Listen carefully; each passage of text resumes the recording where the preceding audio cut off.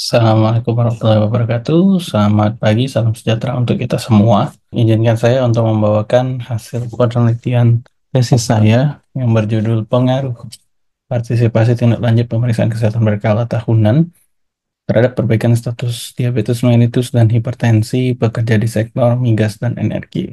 Ya, presentasi akan saya bagi menjadi pendahuluan, metode penelitian, dan hasil pembahasan serta kesimpulan dan saran.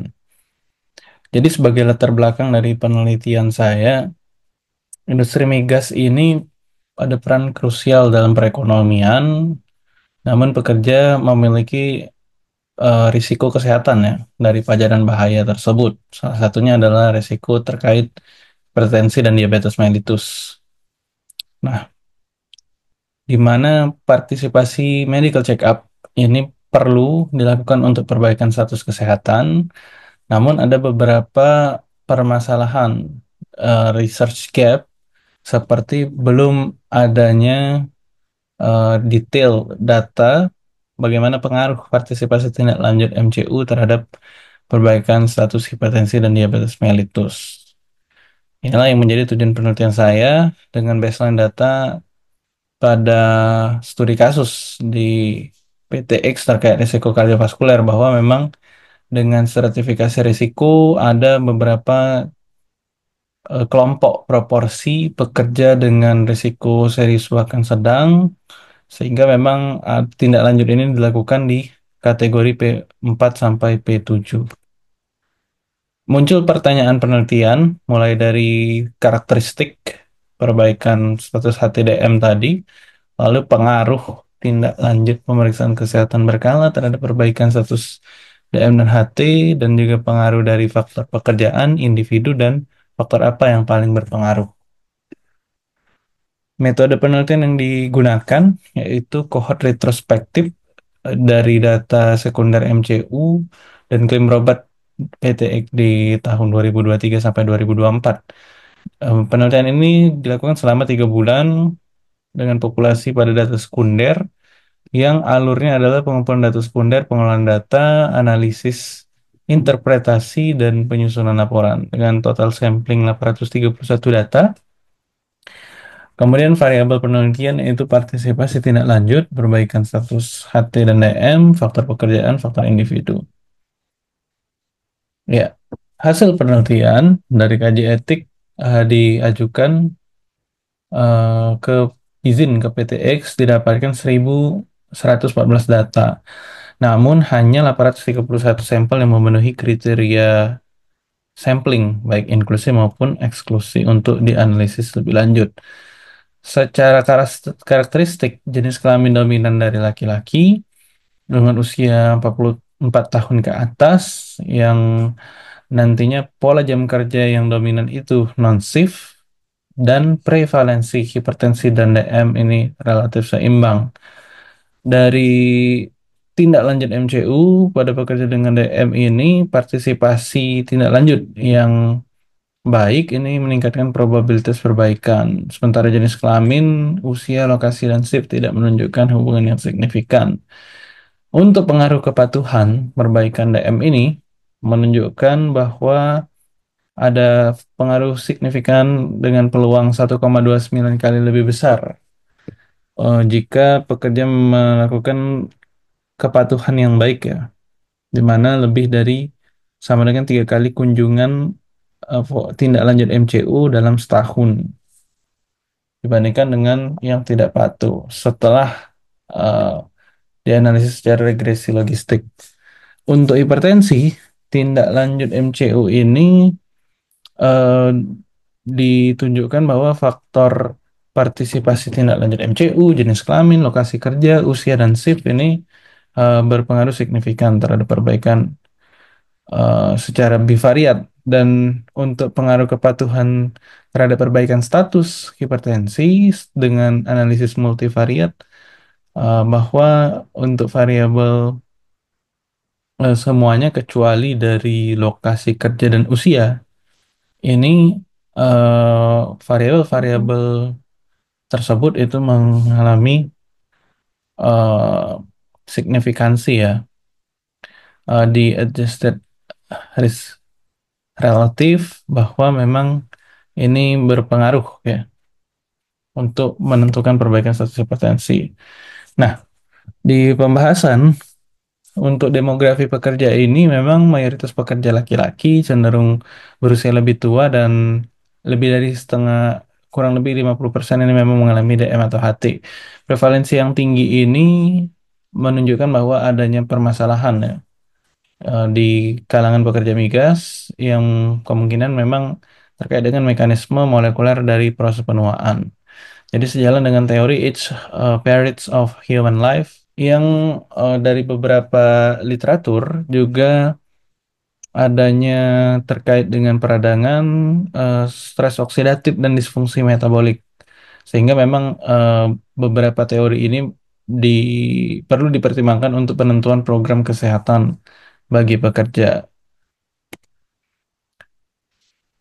Nah, terkait dengan tindak lanjut hasil dari tindak lanjut MCU dan pada pekerja dengan DM ini yang sesuai dengan rekomendasi lebih dari 3 kali per tahun tadi berkorelasi dengan perbaikan sesuai dengan studi di Driscoll tahun 2014 bahwa pemantauan intensif dan kontrol glikemik penting untuk perbaikan kondisi diabetes. Nah, tidak berpengaruhnya variabel jenis kelamin, usia, lokasi, dan shift kerja ini dikaitkan dengan adanya program bahwa daily check up ini pemeriksaan kesehatan harian di PTX ini dilakukan pada semua kelompok pekerja tanpa melihat kategori lokasi dan shift sebagai pencegahan illness fatality. Karena eh, menjadi bagian dari program manajemen K3 di industri kritikal.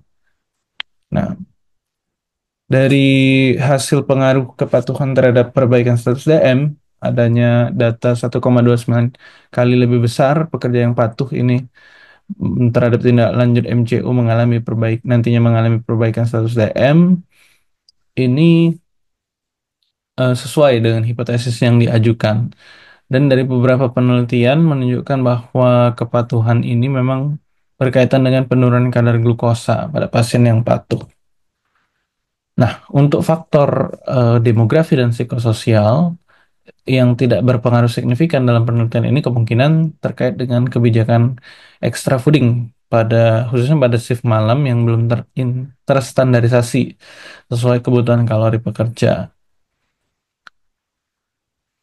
Lalu untuk hipertensi, hubungan signifikan pada penelitian ini dari variabel tindak lanjut ini ke perbaikan status hipertensi khususnya yang sesuai dengan rekomendasi klinis lebih dari 9 kali per tahun. Ini terkait dengan kendali dari tekanan darah dan pencapaian target lebih cepat dari beberapa penelitian seperti Mori, Wang, dan Hoy. Faktor-faktor jenis kelamin, usia, lokasi kerja, dan shift ini perlu dipertimbangkan untuk program tindak lanjut MCU pada populasi pekerja dengan hipertensi. Karena memang sudah sesuai dengan penelitian-penelitian yang eh, sebelumnya sudah dilakukan. Nah, terkait dengan kerja shift dan peningkatan risiko hipertensi, ini menunjukkan dibutuhkannya pendekatan spesifik, termasuk nantinya pemeriksaan berkala, penanganan hipertensi yang sesuai dengan strategi intervensi yang efektif untuk mengatasi faktor risiko berhubungan dengan kerja shift. Nah, diketahui untuk hasil penelitian pengaruh kepatuhan terhadap perbaikan status hipertensi bahwa pekerja yang patuh untuk tindak lanjut MCU akan berpeluang 112,43 kali lebih besar untuk mengalami perbaikan tekanan darah. Hal ini dikaitkan dengan program daily check up di PTX. Ini sudah memang rutin mengukur tekanan darah. Jika ada tekanan darah yang tinggi, maka pekerja ditahan batch-nya, lalu batch akan diberikan jika sudah bisa dapat ditunjukkan surat jawaban konsultasi terkait hipertensi pekerja eh, yang memang nantinya ditukarkan dengan batch yang ditahan tersebut. Nah, ini mengindikasikan bahwa adanya hubungan kemudahan akses dan ketersediaan fasilitas kesehatan sebagai faktor penentu tingkat kepatuhan dan pengendalian tekanan darah, sesuai dengan beberapa penelitian terdahulu. Nah, terkait dengan jenis kelamin perempuan ini em, berpeluang lebih besar mencapai perbaikan sesuai dengan beberapa studi sebelumnya. Begitu juga dengan faktor non-SIF yang berpeluang 3,41 kali lebih besar mengalami perbaikan status hipertensi yang dikaitkan dengan teori ritme sirkadian. Lalu untuk variabel usia dan lokasi kerja tidak menunjukkan hubungan yang signifikan, namun faktor yang tetap perlu diperhatikan. Nah, dari penelitian ini memiliki beberapa keterbatasan, seperti dari desain retrospektif yang membatasi kontrol variabel perancu, generalisasi terbatas karena data dari satu perusahaan migas, lalu proporsi variabel jenis kelamin ini memang tidak seimbang, di mana laki-laki lebih dominan, dan ada beberapa variabel yang tidak terukur ya, seperti status gizi, aktivitas fisik, riwayat merokok, data extra fooding, pekerja shift, ya. Lalu ada potensi recall bias juga untuk penentuan data riwayat penyakit dahulu, kencing manis dan darah tinggi di anamnesis, kolom anamnesis MCU. Nah, meskipun ada keterbatasan, penelitian ini tetap ada informasi penting dan juga data sekunder yang digunakan dari provider MCU yang sudah dikalibrasi dan tersertifikasi Komite Akreditasi Laboratorium Kesehatan, sehingga data yang didapatkan dapat dianggap homogen. Untuk penelitian lanjutan yang dengan desain yang lebih kuat dan sampel size lebih besar ini dibutuhkan untuk mengatasi keterbatasan dan mengonfirmasi hasil. Ya, sebagai kesimpulan, pekerja di sektor migas dan energi PTX didominasi laki-laki parubaya yang bekerja di kantor dengan pola jam kerja non-shift, prevalensi yang relatif seimbang dan mayoritas berusia di atas 44 tahun. Terkait dengan variabel tindak lanjut MCU, ini berpengaruh signifikan pada perbaikan status hipertensi dengan p-value kurang dari 0,001 dan diabetes mellitus itu P sama 0,046. Lalu peluang pada perbaikan pada DM itu 1,29 lebih besar pada tindak lanjut yang lebih baik. Sementara pada hipertensi itu 112,43 kali lebih besar.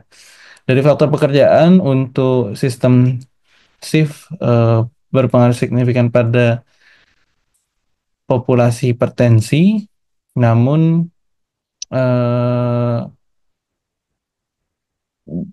yaitu dengan namun tidak signifikan pada DM ya.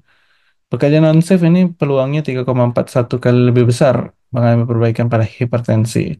Lokasi kerja ini berpengaruh signifikan pada hipertensi saja. Lalu untuk faktor individu, usia dan jenis kelamin ini untuk usia berpengaruh tidak berpengaruh signifikan pada diabetes mellitus dan juga hipertensi, dan jenis kelamin ini hanya berpengaruh signifikan pada status hipertensi. Ya, disarankan untuk perusahaan perlu adanya kepatuhan tindak lanjut yang dapat dievaluasi berkala, khususnya pada pekerja yang lebih tua dan jenis kelamin laki-laki dengan diabetes diwajibkan melaksanakan tindak lanjut. Pada untuk saran bagi pekerja untuk kelompok prediabetes itu wajib melaksanakan olahraga, konsumsi gizi seimbang dan lain-lain untuk mencegah diabetes, dan pada yang sudah terlanjur terdiagnosa DM dan HT ini dapat patuh pada program tindak lanjut. Untuk saran untuk akademisi, penelitian selanjutnya perlu mengeksplorasi faktor lain terkait dengan perbaikan status DM dan HT pada pekerja migas secara kualitatif maupun kuantitatif. Perlu ada uji efektivitas intervensi dalam meningkatkan partisipasi dan perbaikan status kesehatan. Ya, demikian presentasi dari saya. Mohon arahan dan masukannya dari Dewan Penguji dan dosen. Terima kasih.